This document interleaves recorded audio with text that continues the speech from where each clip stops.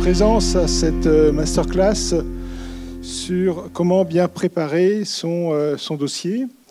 Son dossier Hub. Donc, l'objectif de la masterclass, ça va être de vous conseiller, de vous donner des informations pour bien présenter, bien préparer son dossier de façon à véritablement maximiser ses chances, la chance qu'elle soit retenue. Ça, c'est le premier point. Le deuxième point, c'est également vous montrer un petit peu les outils. Tout est dématérialisé, donc j'ai quelques captures d'écran pour vous montrer comment faire, comment rentrer véritablement dans le parcours de dépôt du dossier.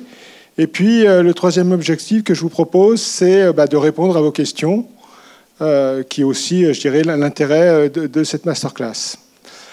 Alors, je suis Philippe Morier, je suis chargé de mission au Conseil régional, au pôle entreprise et emploi, et je m'occupe du programme PMUP et TPUP en contact avec les chefs d'entreprise lorsqu'ils ont des besoins de financement de leur croissance.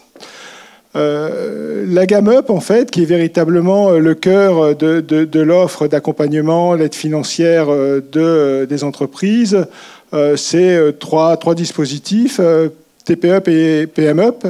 TPUP et PMUP qui sont là pour soutenir des projets de croissance, accélérer le développement de l'entreprise, avec un distinguo entre TPUP, qui est, je dirais, dédié à l'entreprise de moins de 10 salariés, et PMUP, qui est dédié à l'entreprise de plus de 150 salariés, avec des montants aussi qui varient, qui peuvent aller jusqu'à 250 000 € pour PMUP et 55 000 pour TPUP.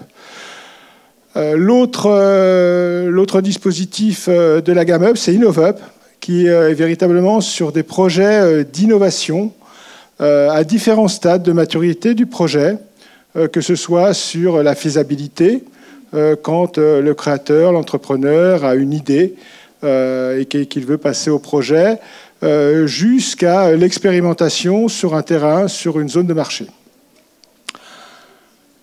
Je vous propose trois conseils. Il m'a semblé important de sélectionner 3 conseils avant véritablement de déposer son dossier. Malheureusement, dans les dossiers que l'on reçoit, beaucoup, je dirais, ne sont pas retenus. Non pas parce que le projet n'est pas intéressant, mais parce que tout simplement, il y a une mauvaise compréhension du dispositif et que le projet, en fait, ne peut pas rentrer dans ces dispositifs de la gamme Up. Donc c'est pour ça que véritablement, je conseille fortement de prendre connaissance des documents de référence que l'on met sur le site. Je vous montrerai la capture d'écran, où vous allez avoir la nature des projets soutenus. La nature des projets soutenus, ça va être des investissements sur des investissements de machines ou de logiciels métiers, donc ce qu'on appelle des investissements corporels, incorporels, qui vont permettre à l'entreprise de se développer. Ça peut être aussi des projets d'internationalisation, mais on ne finance pas, par exemple, l'acquisition de foncier, des travaux d'aménagement, des prises de parts d'associés. Tout ça n'est pas finançable. Donc c'est important, effectivement, de voir la nature du projet que l'entreprise nous propose. L'autre point, c'est les dépenses. Là aussi, tout n'est pas éligible. On fait une distinction entre les dépenses d'investissement et les dépenses de fonctionnement, et tout ce qui a un caractère récurrent, ce que j'avais l'habitude d'appeler une délégation opérationnelle externalisée, c'est-à-dire avoir un comptable qui ne soit pas dans l'entreprise, où je lui demande effectivement de faire les états financiers ou de traiter la paye. Tout ça ne peut pas être pris dans ces dispositifs, qui sont, parenthèse, encadrés par des règlements européens, puisqu'on est dans le domaine des aides d'État. et que dans un marché libre et non faussé, l'aide accordée à l'entreprise va lui donner un avantage concurrentiel par rapport à son concurrent. Donc on est dans un univers contraint. C'est pas que la région ne veut pas, c'est qu'elle ne peut pas, parce qu'on est dans un cadre réglementaire et juridique qui est très défini. Vous allez trouver également les critères de sélection. Les critères de sélection, on en a 5. On a la pertinence de la stratégie qui nous est présentée. Est-ce que ça correspond au marché, à la dimension de l'entreprise? On va avoir également la viabilité financière. Est-ce que l'entreprise est en capacité de financer le plan qu'elle nous propose? On va avoir aussi le potentiel de développement à l'international, sa capacité à se projeter. On va avoir également le levier sur la création d'emplois et puis ce qu'on appelle aussi la contribution au développement régional. Est-ce que c'est par exemple sur des axes qui sont des priorités régionales? Ça peut être du numérique, ça peut être aussi par exemple des notions plus, je dirais, de soutien à des territoires défavorisés. La région a créé donc des zones de reconquête économique.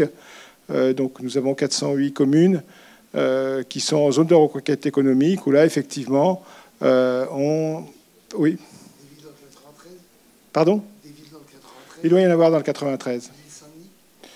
Il faudrait regarder sur 408, je ne peux pas vous répondre, on regardera tout à l'heure, mais à 408, il y a 26 bassins d'emploi. Il n'y a pas Paris, mais il doit y avoir effectivement quelques villes du 93 à regarder. Tout ça a été travaillé, voilà. C'est en zone de reconquête économique, c'est une spécificité régionale, à ne pas confondre avec les quartiers prioritaires, voilà, qui sont définis par l'État. Là, c'est une zone de reconquête économique. Donc voilà, donc si effectivement votre entreprise est basée dans une zone, le projet est localisé dans une zone de reconquête économique, ça effectivement, je dirais, c'est quelque chose d'important pour nous. Une entreprise aussi qui va, je dirais, prendre des travailleurs en insertion ou des travailleurs handicapés. Donc tout ça, bien sûr, vous voyez, ça se mentionne dans le dossier. Il y a aussi le montant de la subvention, donc le montant de la subvention, les taux d'intervention, toute cette cuisine un petit peu arithmétique. La liste des documents à fournir, on a essayé de limiter la liste, il y en a une dizaine, enfin 9 maintenant, puisqu'on a supprimé le CABIS, puisqu'il n'y a plus besoin du CABIS. Et puis il y a des documents préparatoires qui vous permettent de vous exercer, comme par exemple un plan de développement ou ce qu'on appelle des données financières, un budget prévisionnel. Voilà. Alors tout ça, vous allez le... Oui. On va le prendre après, monsieur, si vous voulez bien. Concrètement, quels sont les formulaires à télécharger pour demander les subventions? On garde la question à la fin de mon intervention, si vous voulez bien.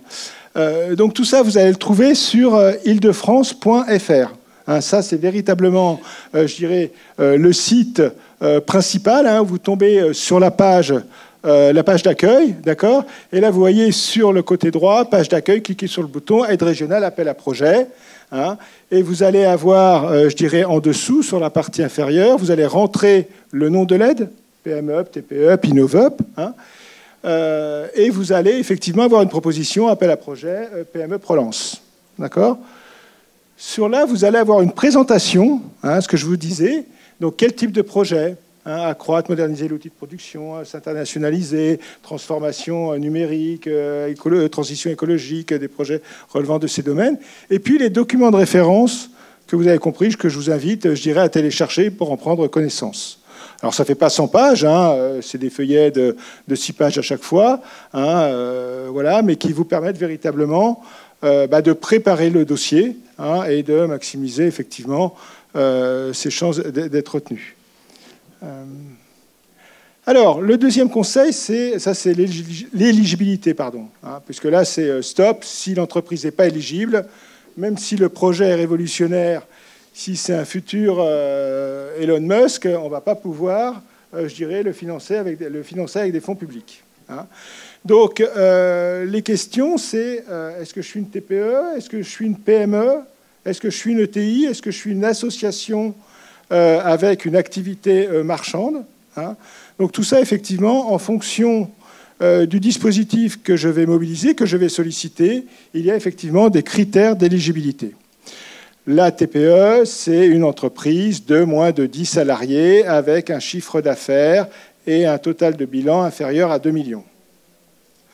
La PME, c'est une entreprise jusqu'à 250 salariés avec un chiffre d'affaires inférieur à 50 millions et un total bilan de 43 millions d'euros. Ça s'apprécie au niveau du groupe d'entreprise. Du groupe d'entreprise. L'Oréal, vous êtes une entreprise qui dépend de L'Oréal, on ne va pas pouvoir l'accompagner. C'est un exemple simple, mais qui est parlant. Il y a aussi des notions d'effectifs. Est-ce que l'effectif, on demande une entreprise qui ait un minimum un salarié sur TPUP et moins de 250. On demande aussi un premier exercice clôturé. On demande également une immatriculation, donc une ancienneté d'1 an minimum. D'accord ? Il y a cette notion également d'entreprise en difficulté au sens communautaire. Alors, qui ne comprend pas les start-up, pendant 3 ans, mais c'est cette notion, effectivement, est-ce que l'entreprise, le total des fonds propres, est supérieur de 50% au capital social? C'est-à-dire que est-ce que les pertes de l'entreprise n'ont pas consommé le capital social à plus de 50%? Là, ce sont des règles européennes. On ne peut pas y déroger. On a l'obligation, bien évidemment, de les respecter. Et malheureusement, on trouve encore des dossiers qui, effectivement, sur ces critères d'éligibilité, ne répondent pas aux critères d'éligibilité.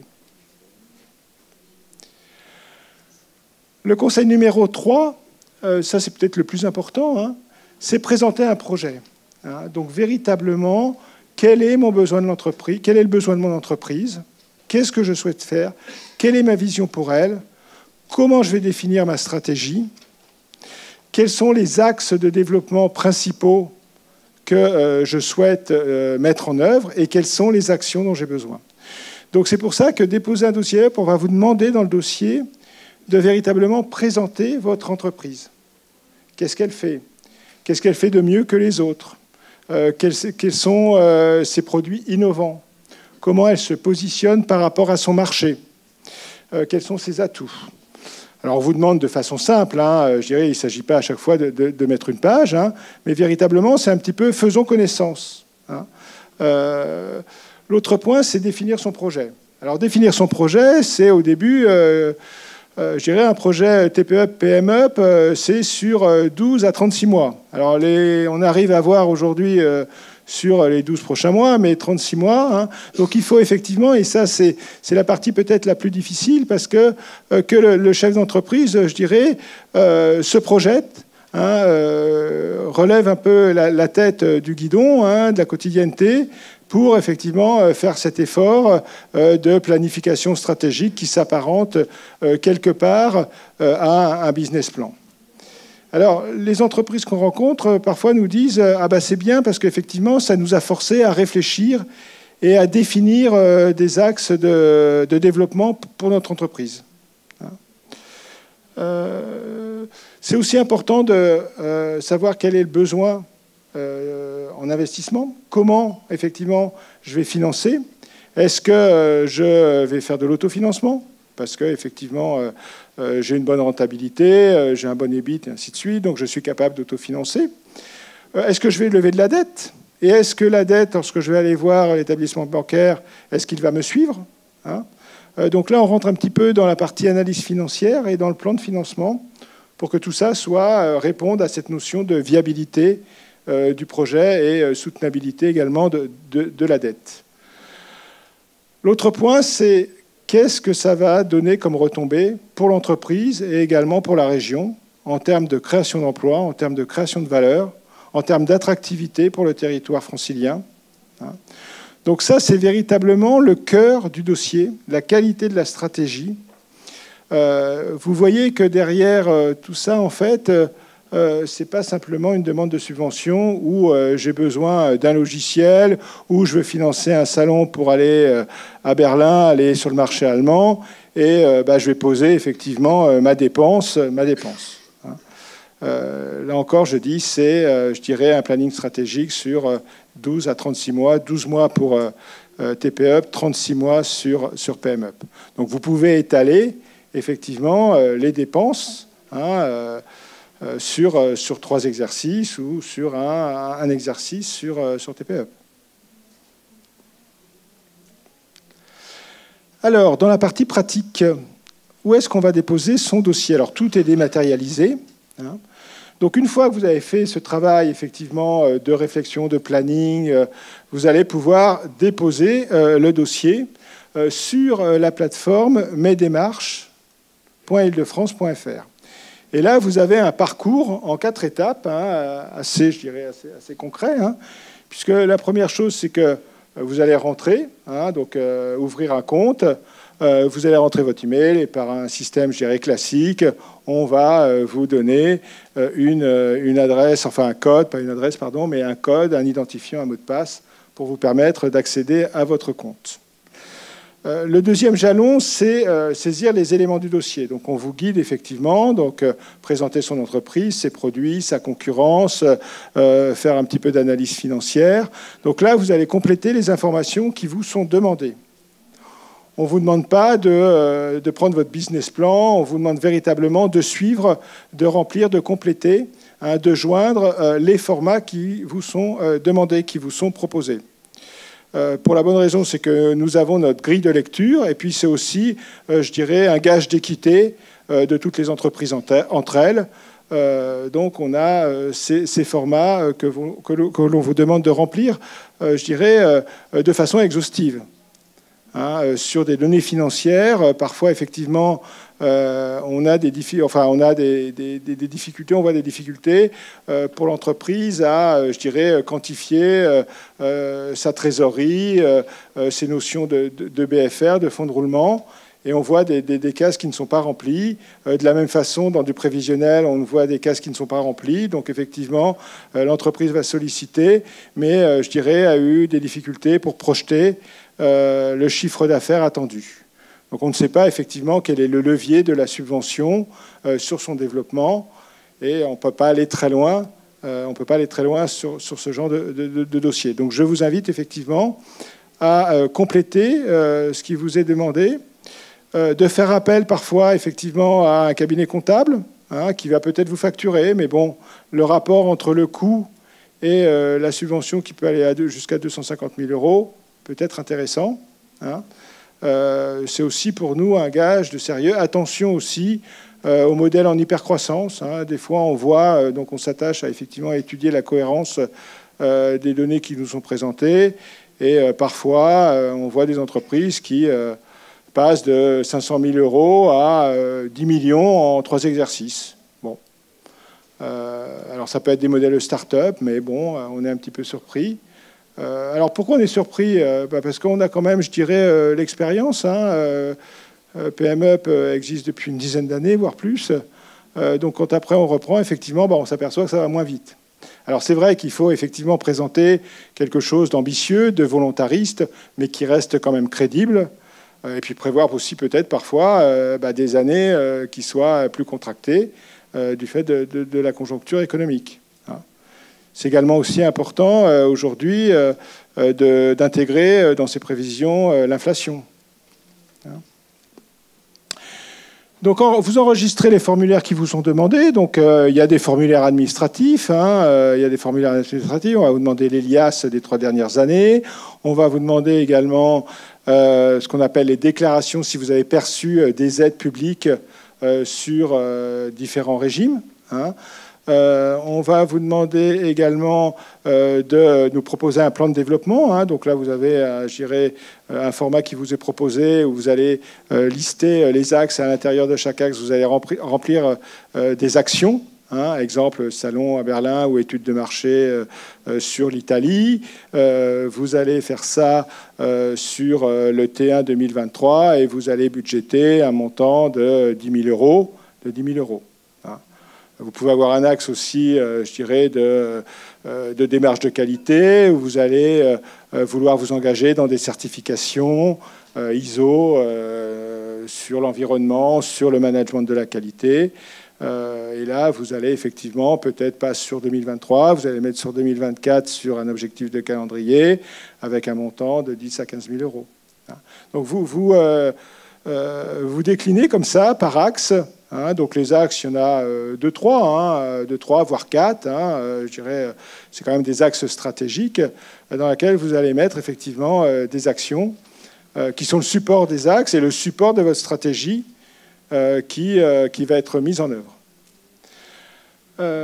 Une fois que vous avez terminé, vous validez. Concrètement, vous appuyez sur le bouton. Alors c'est important, pourquoi? Parce que vous allez recevoir un mail de confirmation et c'est à partir de cette date que les dépenses présentées pourront être éligibles au financement régional. Tout ce qui est avant, ce n'est pas possible. Quand je dis avant, ce n'est pas seulement la facture, c'est l'engagement de la dépense. Vous commandez une machine le 8 octobre, vous déposez un dossier le 10, la machine va être livrée en 2023, la facture va arriver en 2023 également. C'est pas possible parce que la dépense a été engagée, il y a un engagement ferme entre l'acheteur et le vendeur sur cet équipement. Donc ça, c'est un exemple, je dirais, sur les machines. C'est pareil sur les salons. Hein, les salons, effectivement, les organisateurs de salons anticipent, demandent des acomptes pour réserver le stand. Si vous versez un acompte avant le dépôt du dossier, le salon ne pourra pas être pris.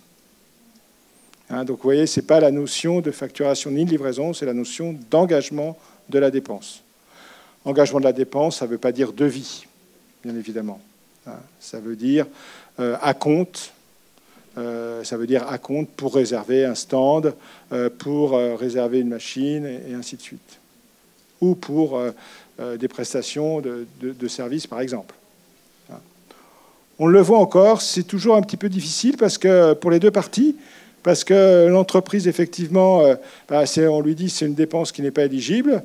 La dépense a été effectuée, mais malheureusement, on ne peut pas la prendre. Et on ne peut pas non plus rentrer dans des systèmes de dérogation. Donc là aussi, ça nous est imposé. Alors, le deuxième point, c'est en fait cette fameuse plateforme de dépôt des aides régionales, donc, qui est mesdémarches.île-de-france.fr, où là, vous allez tomber sur un écran d'accueil avec la possibilité de vous identifier avec France Connect ou la possibilité de créer un compte en rentrant. Bon, là, j'ai mon compte, là, j'ai ma connexion, donc j'ai mis mon nom, mais pour créer un compte, on va vous demander effectivement les quelques informations nécessaires. D'accord ?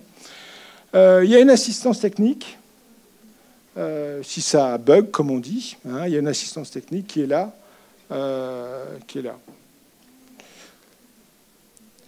Alors, suivre le parcours, vous voyez, il y a un parcours en 5 étapes, préambule, donc un petit peu de présentation, les critères d'éligibilité, donc est-ce que l'entreprise a moins de 250 personnes, est-ce qu'elle n'est pas en difficulté, et ainsi de suite. Donc, il faut répondre oui, puisque c'est une question négative, donc il faut répondre oui. Et là, vous entrez effectivement dans le troisième point, qui est le tiers, où là, on va vous demander les coordonnées de l'entreprise, son sirène, et ainsi de suite. Son code APE, d'accord ? Le dossier, où c'est là le cœur, effectivement, du travail. Vous allez reprendre présentation de l'entreprise, présentation du projet, la stratégie, d'accord ? Et puis, vous allez avoir un récapitulatif et vous allez valider, comme je vous l'ai dit.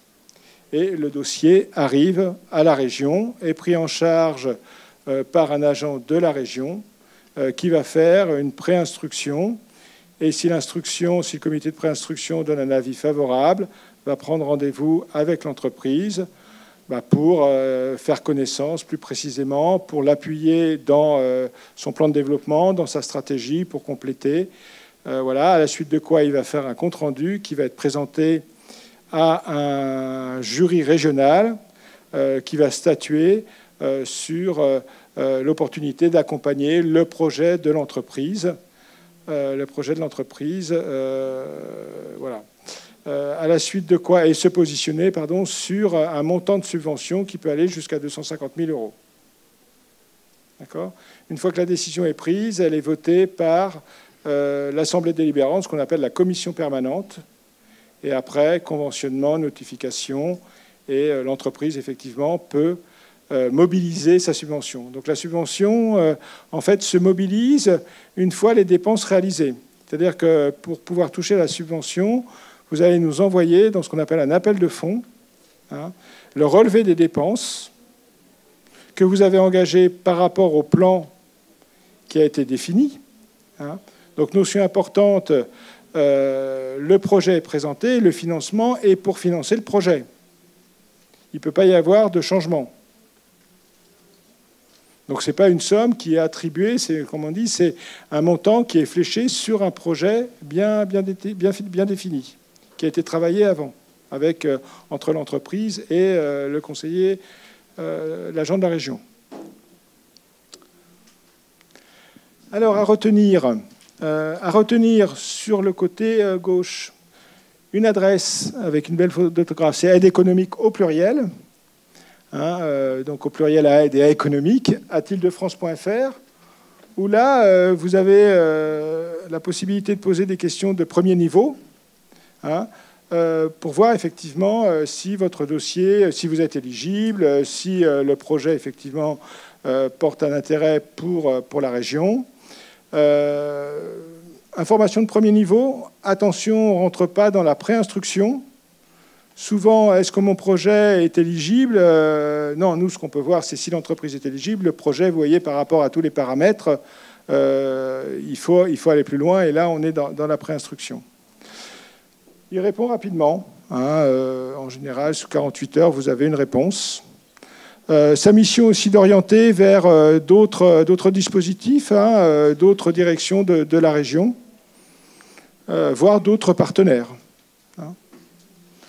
Les trois, je dirais, sites satellites ou pages, donc île-de-france.fr pour PME relance, île-de-france.fr pour TPE relance, où là vous allez retomber sur la page de présentation avec les documents de référence, et puis pour InnovUp, www.île-de-france.fr, InnovUp. Pour terminer, important, tous les mois, il y a un webinaire mensuel où on reprend effectivement les fondamentaux des dispositifs. Ça dure 1 heure. Hein, en général, c'est le vendredi, bon, sauf le 11 novembre, hein, mais c'est le vendredi de chaque mois.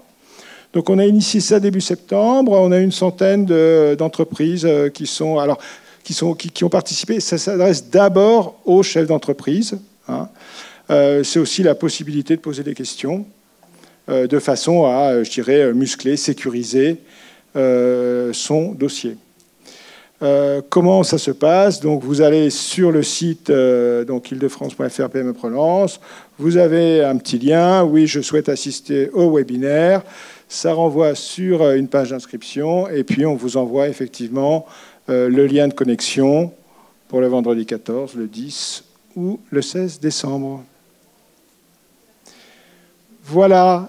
Je suis disponible pour répondre à vos questions.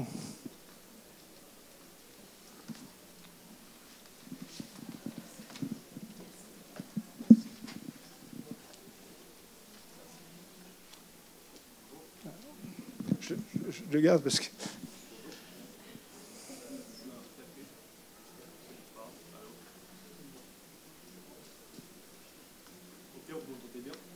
Moi, je vous entends. Je ne sais pas si...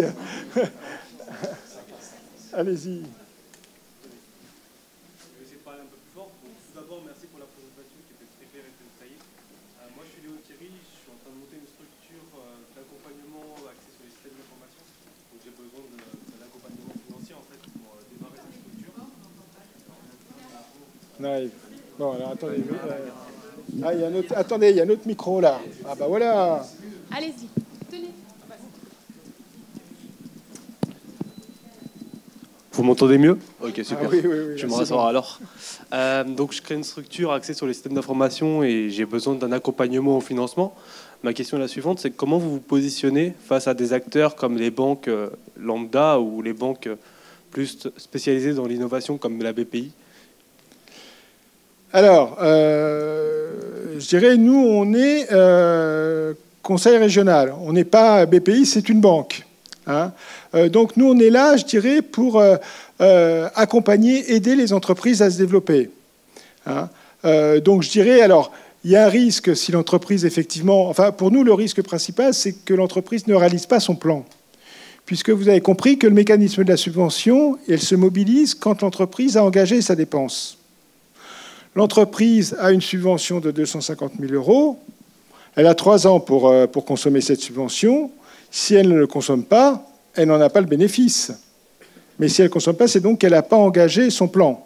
Donc là, il y a eu peut-être quelque chose au moment de l'instruction ou un phénomène exceptionnel dans la vie de l'entreprise qui fait que ça peut arriver. Des entreprises qui lèvent des fonds, donc c'est quand même assez lourd, effectivement, et qui n'ont pas le temps de s'occuper de ces subventions. On l'intègre, petite parenthèse, on l'intègre effectivement de se dire quelle est l'incitativité de verser 200 000 € à une entreprise qui vient de lever 5 millions d'euros. Donc tout ça pour vous dire que la région ne va pas accompagner seulement, je dirais, les entreprises qui sont très rentables, très profitables, qui ont des fonds propres, enfin bon, des trésors de guerre, et ainsi de suite. On cherche véritablement plus à accompagner les entreprises qui en ont besoin, où le levier va être fort sur le développement, où véritablement elles ont besoin de cette subvention. Alors, pardon, j'ai loupé un petit peu, si vous voulez reprendre votre question.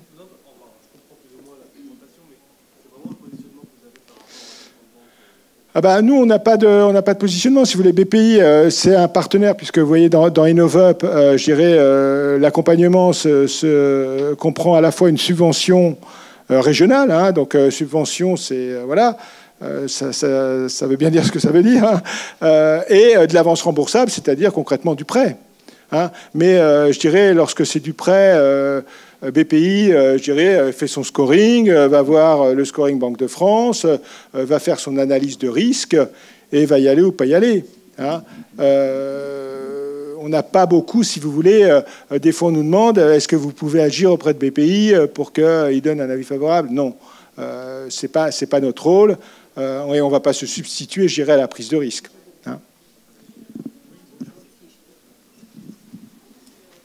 Alors.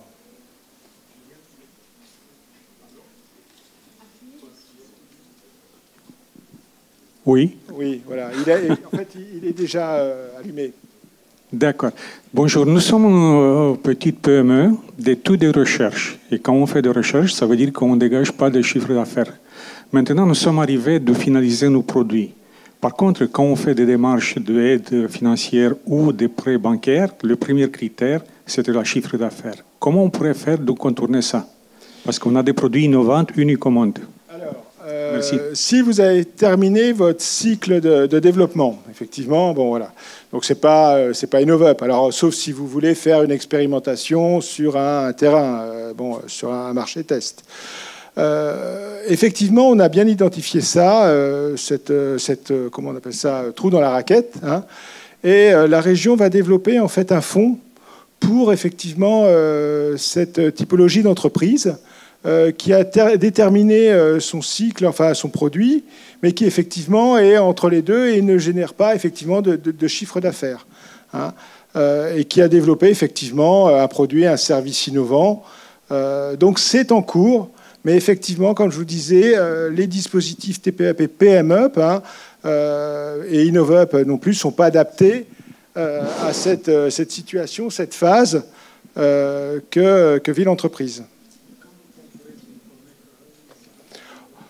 Alors, on va vous informer maintenant, je ne vais pas vous dire que ça va être avant la fin de l'année, il faut constituer un fonds, donc un fonds financier, un fonds d'investissement. Donc c'est là où on va aller voir la BPI pour voir si effectivement ils sont partants, mais pour un fonds dédié, je dirais, aux startups à fort potentiel et une innovation innovante.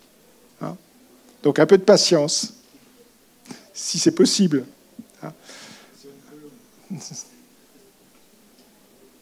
Je peux prendre la parole? Oui, monsieur.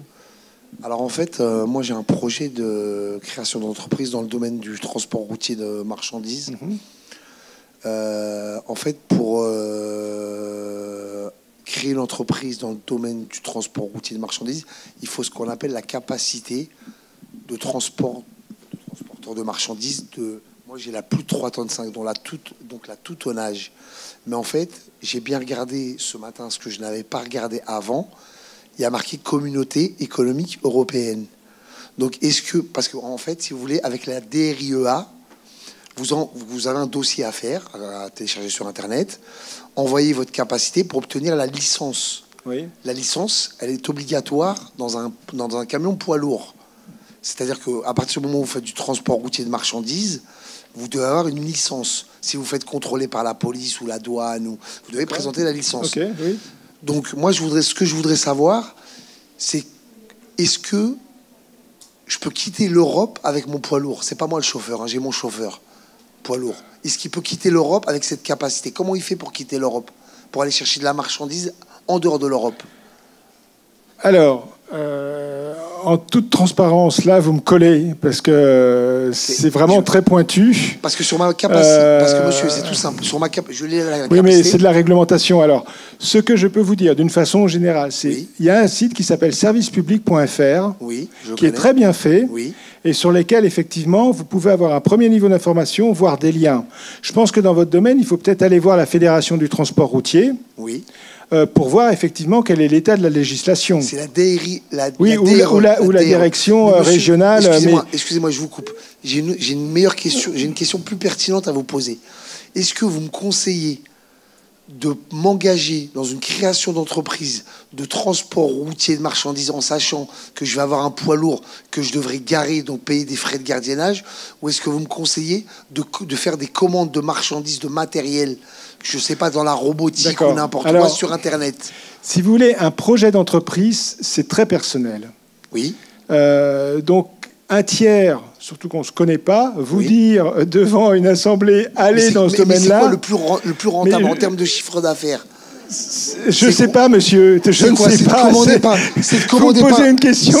Monsieur, est-ce que, je ne sais pas si quelqu'un dans la salle peut me répondre, est-ce que c'est plus pertinent au niveau de la rentabilité, de la marge, je comprends, monsieur, de commander par Internet, d'être livré, je ne sais pas moi, dans un point relais ou... Ce ne serait pas sérieux si vous... Il n'y a pas besoin d'études de marché, madame. Monsieur. Oui. Monsieur, c'est tellement complexe, ce ne serait pas sérieux de ma part, ne connaissant pas le secteur, ne vous connaissant pas, de vous donner une réponse qui va être engageante pour vous. Pour être, comment dirais-je, pour être cartésien, soit je m'engage dans une création d'entreprise qui va me demander une capacité financière de 9 000 € stocké dans un compte, ça s'appelle la capacité financière, il me faut 9 000 €. Soit je commande sur Internet ma marchandise, mon matériel. C'est quoi? Alors, après, comme disait madame, vous pouvez faire une étude de marché. Hein. Alors, bon, voilà. Après, la région a un dispositif qui s'appelle Entrepreneur #leader, qui vous permet effectivement, auprès de partenaires de la région, de poser toutes ces questions qui sont très pertinentes. Et qui vous concerne en premier chef. Et c'est à la fin, effectivement, de ça que vous pourrez dire de façon éclairée, de façon renseignée, de dire il faut que j'aille dans tel domaine par rapport à l'autre domaine. Ce que je veux vous dire aussi, c'est que l'on s'aperçoit, créer une entreprise, c'est prendre du risque. Et on ne sait pas, je dirais, c'est a posteriori qu'on sait si on a fait le bon choix. Donc il y a dans cette notion de création d'entreprise un risque important, mais il y croit. Souvent des chefs d'entreprise qui ont réussi, ils disent souvent, si je savais tout ce qu'il y avait, je ne l'aurais jamais fait. Monsieur, mais bon, voilà. Monsieur, je vous coupe. Mon premier risque, le premier danger, le premier obstacle, c'est déjà d'avoir les 9 000 € pour avoir la capacité financière, je ne les ai pas. Donc, alors, regardez, c'est ce que je vous dis. Allez, la région va vous aider. Allez sur Entrepreneur #leader. Vous pouvez avoir des prêts d'honneur sans garantie du créateur à taux zéro, d'accord, jusqu'à 50 000 €. Alors, c'est pas non plus, je dirais, je frappe et puis ils vont me passer 50 000 €. Non, il y a, comme tout dossier, il y a une étude qui est préalable et ainsi de suite. Vous avez Entrepreneur Leader, vous regardez sur Réseau Entreprendre, vous regardez sur Initiative, qui sont du financement, entre guillemets, associatif. Qui, je dirais, la région intervient sur un fonds de garantie, en garantie. Voilà. Donc ce sont des sources de financement qui sont, je dirais, en parallèle du financement bancaire, où effectivement, si vous y êtes allé, il va vous dire, non, désolé. Hashtag, c'est le petit dièse, là. Voilà. On va passer à la question suivante, s'il vous plaît. Entrepreneur #leader. Il ne me reste pas beaucoup de temps. Merci monsieur pour vos questions. Tout d'abord, bonjour. Donc, je me présente, Hilary. Ma question va être assez simple. Pour l'aide régionale, est-ce que vous comprenez dans cette fameuse aide une entreprise qui, par exemple, souhaiterait s'implanter, mais qui resterait française, hein, bien évidemment, qui souhaiterait s'implanter, par exemple, en Côte d'Ivoire ou au Cameroun, dans un domaine bien précis, on va dire la télémédecine. Est-ce que cette aide-là donc, rentrerait du coup dans l'Innovop, pourrait être éligible à la subvention de 500 000 € à 1 million? D'accord. Alors, le projet, il se réalise où? En France, à Paris. D'accord. Donc, s'il se réalise en France, il est éligible. Après, ce qu'on va regarder, il faut aller un peu plus loin, on va regarder les retombées sur la région. Donc, si vous me dites, je travaille ça, mais les créations d'emplois sont en dehors de... Alors, c'est même pas en dehors de la France, c'est en dehors de l'Île-de-France. Hein. On est sur un périmètre, on est sur une politique régionale définie par les élus, hein, qui, je dirais, soutiennent le développement de la région Île-de-France. Donc, il va peut-être y avoir une question, va se poser à un moment, l'ancrage. Et si, effectivement, les emplois sont en Côte d'Ivoire, on va dire, bon, c'est moyen, quoi. Hein, c'est moyen. On cherche à créer quand même de l'emploi en Île-de-France. Hein, voilà. Très bien, je vous remercie. Une question?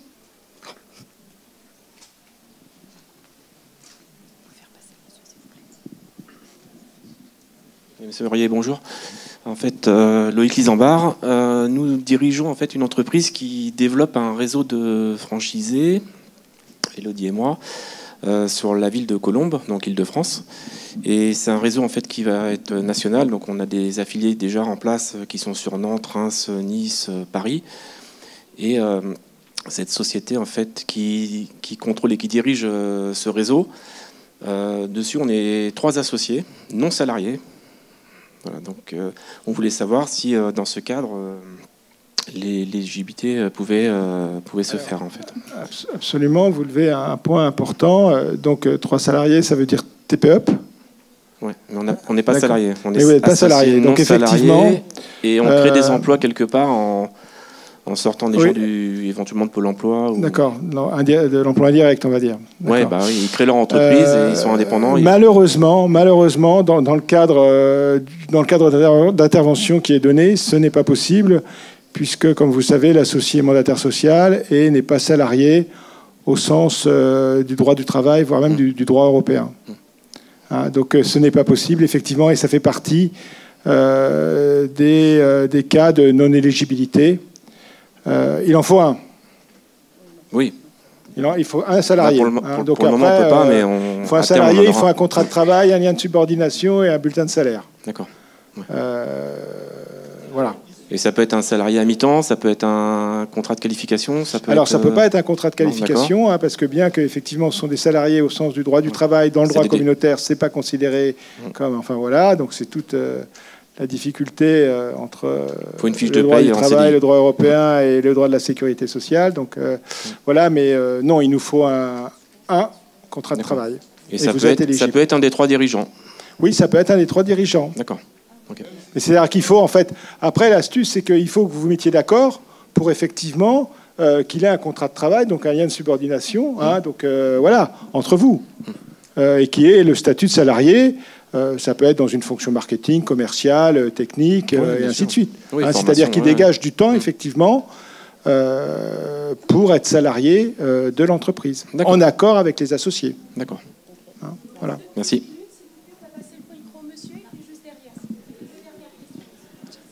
Oui, bonjour. Bonjour, monsieur. Donc, moi, j'interviens pour savoir, dans le cadre de votre présentation, nous, on va être une création d'entreprise. Elle n'est pas encore créée, elle est en phase de création.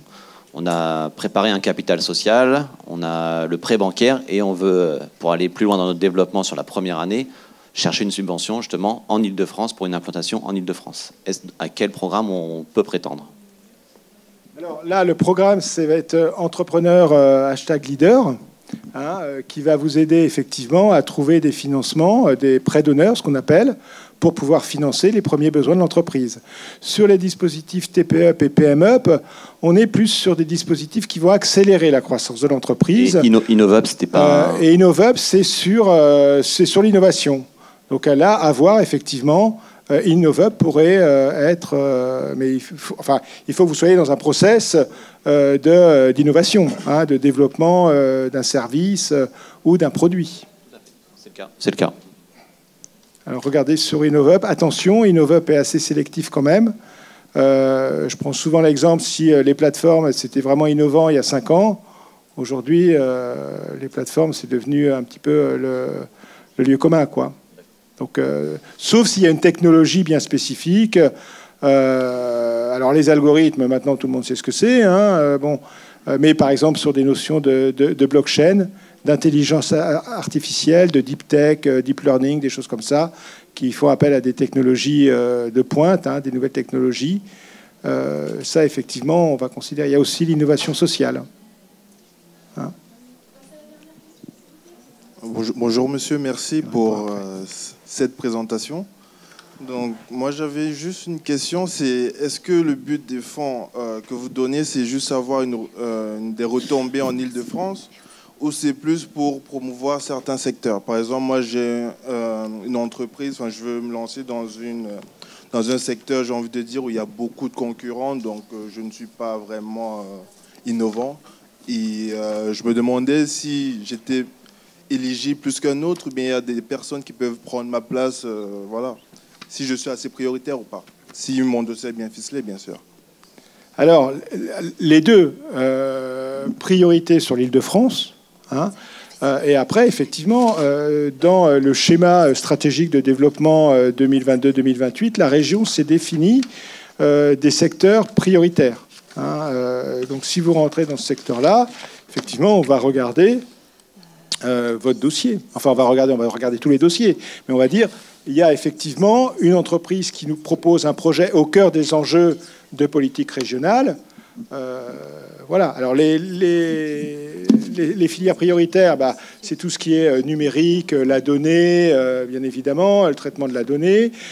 C'est tout ce qui est défense spatiale, aéronautique, automobile, enfin ce qu'on appelle les mobilités. Hein. Il y a aussi le luxe et la cosmétique. Il y a aussi la santé.